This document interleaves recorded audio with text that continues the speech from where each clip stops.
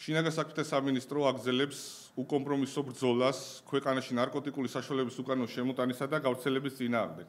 ცენტრალური კრიმინალური პოლიციის, საპატრულო პოლიციისა და სასაზღვრო პოლიციის თანამშრომლების მიერ ერთობლივად ჩატარებული მასშტაბური საპოლიციო ღონისძიების შედეგად აღკვეთილია ნარკოდანაშაულის კიდევ ერთი მსხვილი ფაქტი.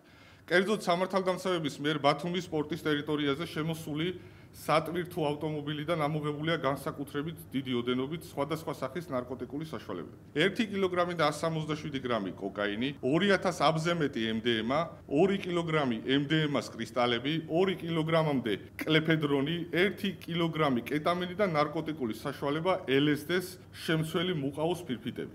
დაკავებულია უცხო ქვეყნის ერთი მოქალაქე. დანაშაული 20 წლამდე ან უვადო თავისუფლების აღკვეთას ითვალისწინებს.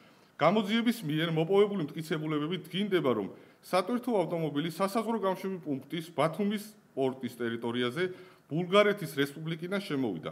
განსაკუთრებით დიდი ოდენობით ნარკოტიკული ნივთიერებების სამართალდამცავებმა სპეციალური სკანერის საშუალებით სატვირთოს მისამბელის შემოწმების შედეგად ცეცხლმაგრში აღმოაჩინეს. სისხლის სამართლის საქმეზე აქტიურად გრძელდება ოპერატიული და საგამოძიებო მოქმედებები ნარკოდანაშაულში ჩართული სხვა პირების დადგენისა და მათი სისხლის სამართლებრივი პასუხისმგებაში მიცემის მიზნით.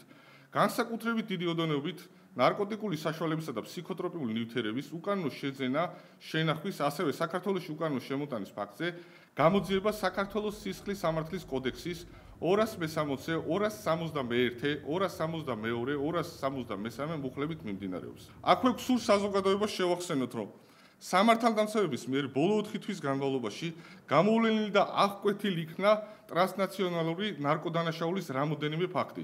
აღნიშნულ სისხლის სამართლის საქმეებთან დაკავშირებით დაკავებულია რამოდენიმე პირი და ამოღებულია 750 კილოგრამი ნარკოტიკული საშუალება ჰეროინი.